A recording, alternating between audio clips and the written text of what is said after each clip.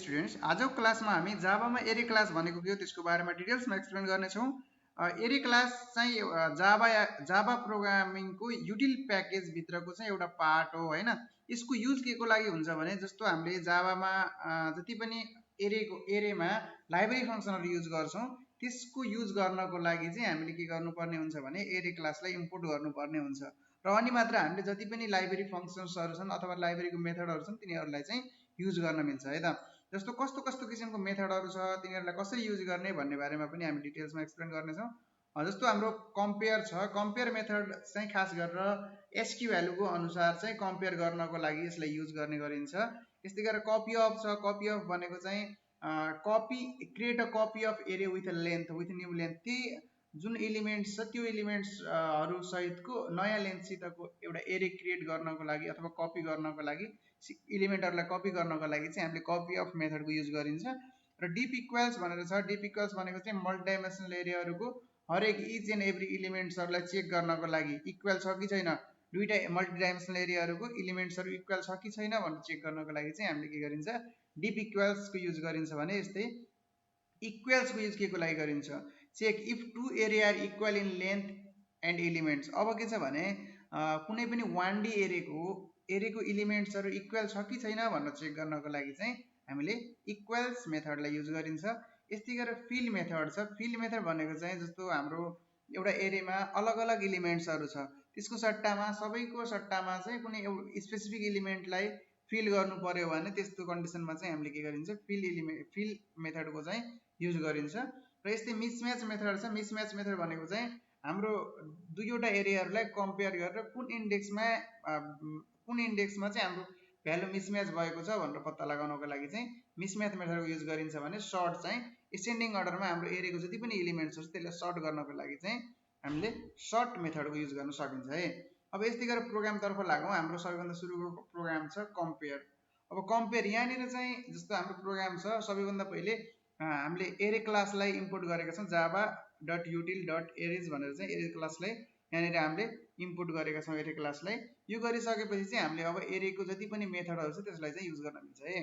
अब यहाँनिर हाम्रो दुईवटा एरे क्रिएट गरेका छौं हामीले, एउटा stug stv भनेर चाहिँ दुईवटा एरेहरु क्रिएट गरेका छौं।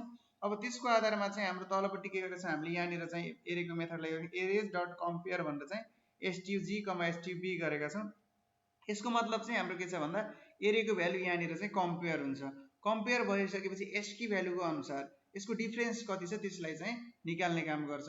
यसलाई चाहिँ प्रोग्रामबाटै लागौं, यसलाई एरे कम्पेयरको प्रोग्रामलाई चेक गरौँ हामीले रन गरेर। जावाc एरे name dot Java Java space class name, हाम्रो यहाँनिर 18 आयो किनकि कम्पेयर गरिसकेपछि एस्की भ्यालुको डिफरेन्स हैन, एस्की भ्यालु कति डिफरेन्स छ त्यो चाहिँ एज हाम्रो आउटपुटको रूपमा आएको छ। जस्तो यदि हाम्रो यहाँनिर चाहिँ के छ भने दुईटै एरेको भ्यालु सेम भएको भए के हुन्थ्यो त, दुईटै एरेको भ्यालु सेम भएको भए हाम्रो के हुन्थ्यो कम्पेयर गरेर 0 भनेर चाहिँ आउटपुट आउने थियो। यस किसिमले चाहिँ हाम्रो यो कम्पेयरले चाहिँ काम गर्छ है त। यस्तै गरेर हाम्रो अर्को चाहिँ कपी अफ छ। यो कपी अफले कसरी काम गर्छ भने जस्तो हामी यहाँनिर चाहिँ a1 भनेर एउटा एरे क्रिएट गरेको छौं, यसको भ्यालु के छ 1 2 3 4 5 भनेर चाहिँ यसको first element 1 2 3 4 5 and so on यस किसिमले चाहिँ एलिमेन्टहरु राखेको छ। अनि हाम्रो चाहिँ अर्को एरे यहाँनिर डिक्लेयर गरियो र यसभित्र के राखियो एरे dot copy of a1 a1 dot length, a1 को लेन्थ सम्म कति लेन्थ सम्म, न्यू लेन्थ भनेको चाहिँ हामीले यसलाई कम लेन्थ गराउन पनि मिल्यो धेरै गराउन पनि मिल्यो। अब तर यहाँ हामीले कहाँसम्म गरे a1 a1 को लेन्थ सम्म भनेको सब एलिमेन्टहरु कपी हुने भयो। जस्तो यसलाई पनि अब रन गरेर हेरौँ यसले कसरी काम गर्छ। यहाँनिर चाहिँ हामीले के छ ओरिजिनल एरे र यसपछि चाहिँ हाम्रो चाहिँ सेकेन्ड एरेलाई चाहिँ यहाँनिर प्रिन्ट गरेका छौं। जस्तै हामीले यसलाई गरेर हेरौँ copy of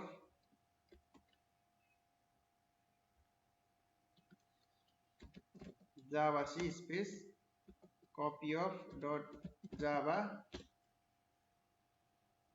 Java space class name.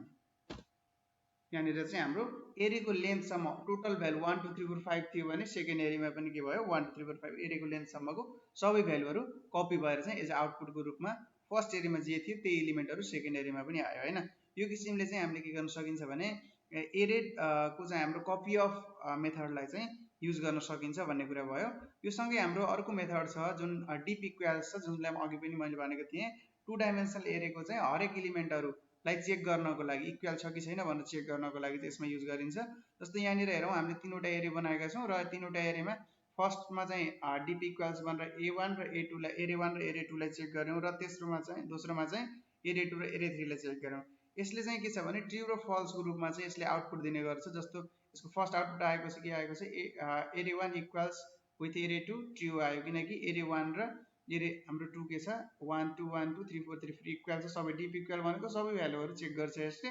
हरेक इलिमेन्टहरु लेन्थ र भ्यालुहरू चेक गर्दा सेम भयो यसको, त्यसकारणले ट्रु आयो। र अब एरे 2 र एरे 3 मा के छ, सिमिलर छैन, त्यसकारणले सिमिलर एलिमेन्ट्स नभइसकेपछि यसको आउटपुटको रूपमा के आउने भयो, फल्स आउने भयो। यसरी चाहिँ हाम्रो यो डिप इक्वल्सले काम गर्छ है त। यो सँगै हाम्रो अर्को मेथड छ जुन इक्वल्सको हामीले पहिले पनि कुरा गरेको थियौँ। अब यसले के गर्छ त, इलिमेन्ट्सहरू इक्वल छन् कि छैनन् भनेर चेक गर्ने काम गर्छ है त। अब यसलाई पनि हामीले एकपटक रन गरेर हेरौँ इक्वल्सलाई। एरे इक्वल्स, यसको नाम चाहिँ मैले एरे इक्वल्स भनेर सेभ गरेको छु है त। अब यसलाई चाहिँ जावा सी स्पेस एरे इक्वल्स डट जावा,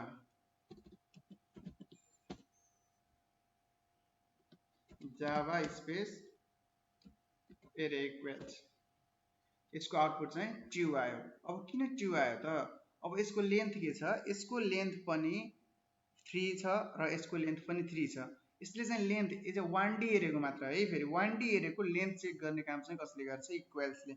यदि इक्वल छ भने ट्रु आउँछ, यदि इक्वल छैन भने चाहिँ यसको रिजल्ट चाहिँ फल्स आउँछ। यसरी चाहिँ हामीले यहाँनिर डाइरेक्ट यसलाई एरे इक्वल्सको रिजल्टलाई यहाँनिर प्रिन्ट गरेका छौँ हैन। त्यसकारणले यसको रिजल्ट चाहिँ के आयो, ट्रु आयो, किनकि यसको लेन्थ दुईटैको इक्वल छ। यस्तै फिलको पनि हामीले अघि चाहिँ कुरा गरिसकेका छौँ। जस्तो के छ भने हरेक इलिमेन्टको ठाउँमा कुनै स्पेसिफिक इलिमेन्टलाई फिल गर्नको लागि हैन। जस्तै यहाँनिर देख्न सक्छौँ हामी, यहाँनिर एउटा अलरेडी एउटा स्ट्रिङ टाइप एरे चाहिँ डिक्लेयर गरेको छौँ हामी। यसभित्र चाहिँ बनाना, ओरेन्ज, एप्पल, म्याङ्गो भनेर चाहिँ यसभित्र डाटा राखेका छौँ। र अर्को चाहिँ एरे डट फिललाई युज गरेर चाहिँ हामीले के गर्यौँ, जुन फ्रुट हाम्रो के छ, एरे नेम भयो, अनि कमा यसको हरेक फ्रुटको नाममा चाहिँ किवी राख्ने काम भयो है, ठिक छ। अनि किवी राखिसकेपछि हाम्रो हरेक इलिमेन्टको ठाउँमा के भयो, चेन्ज भएर किवी भयो। अब हामीले जस्तो यहाँ एरेलाई फर इच लुप चलाएर प्रिन्ट गर्दै गर्दा के आयो, हाम्रो चाहिँ अब हरेक इलिमेन्टको ठाउँमा बनाना, ओरेन्ज, एप्पल, म्याङ्गो नआएर के आउनु भयो, अब किवी किवी किवी किवी भनेर चाहिँ आउटपुट आउने भयो यसरी है। यसरी चाहिँ हरेक इलिमेन्टको ठाउँमा एउटा स्पेसिफिक इलिमेन्टलाई एड गर्नु छ भने त्यस्तो कन्डिसनमा चाहिँ हामीले के गर्न सकिन्छ, यो जुन फिल मेथडको युज गर्न सकिन्छ है। यो पनि एरे क्लासको एउटा मेथड हो है। यस्तै गरेर चाहिँ अर्को छ मिसम्याच है। मिसम्याच के को लागि युज गरिन्छ त, अब मिसम्याच भनेको चाहिँ खास गरेर हामीले कुन इन्डेक्समा एरेको इलिमेन्ट म्याच गरेको छैन त, त्यो इन्डेक्स पत्ता लगाउनको लागि है। अब यहाँनिर हेरौँ, एरे 1 र एरे 2 मा चाहिँ दुईटा एरे बनाइयो है, ठिक छ।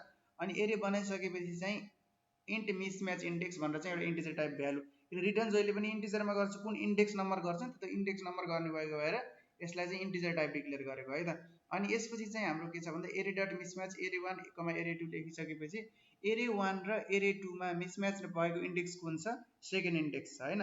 त्यससँग सँगसँगै चाहिँ हाम्रो के छ, एरे मिसम्याचको प्रोग्रामको आउटपुट चाहिँ के आयो, 1 आयो।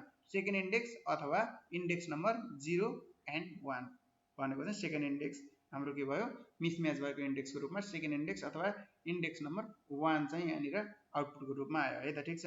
यसरी चाहिँ मिसम्याचले चाहिँ खास गरेर हाम्रो कुन इन्डेक्समा भ्यालु मिसम्याच छ भनेर पत्ता लगाउनको लागि मिसम्याचको युज गरिन्छ। र यस्तै गरेर चाहिँ हाम्रो सर्ट छ है त।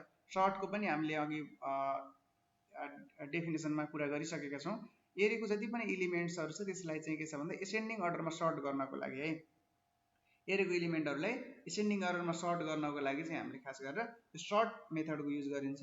यसलाई पनि रन गरेर हेरौँ हैन, यहाँनिर आउटपुट मैले लेखेको छैन, त्यही भएर चाहिँ यसलाई रन गरेर हेरौँ एरे सर्टलाई।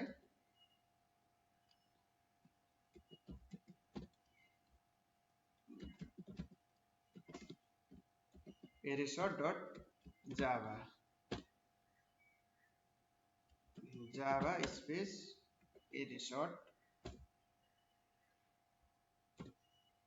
यहाँनिर चाहिँ के भयो, हाम्रो COA, English, Java, math, OS भनेर चाहिँ अल्फाबेटिकल अर्डरमा एसेन्डिङ अर्डरमा चाहिँ हाम्रो के भयो डाटा चाहिँ एरेन्ज भयो हैन। यसरी चाहिँ के छ भने सर्ट गर्नको लागि एसेन्डिङ अर्डरमा सर्ट गर्नको लागि चाहिँ हामीले खास गरेर सर्ट मेथडले युज गर्न सकिन्छ है। यसरी एरेको मेथडहरूले हामीलाई के गर्छ भने जुन कामहरू गर्नको लागि हामीले लुप चलाउनु पर्ने थियो हैन, हामीले आफ्नो तरिकाले गर्नुपर्ने थियो, त्यो सबै प्रोग्रामहरू यहाँनिर के गर्न सक्यौँ भन्दा हामीले डिफ्रेन्ट मेथड्सहरूको युज गरेर सजिलैसँग पर्फर्म गर्न सक्यौँ हैन। योसँग सँगसँगै कुनै पनि किसिमको कन्फ्युजन भएमा चाहिँ कमेन्टमा राख्न सक्नुहुनेछ र त्योसँग सम्बन्धित मैले भिडियोहरू बनाउने छु। र चाहिँ हाम्रो यहाँनिर चाहिँ आजको भिडियोमा compare, copy of, deep equals, fill, mismatch र सर्टको बारेमा प्रोग्राम सहित डिटेल्समा एक्सप्लेन गरेको छु।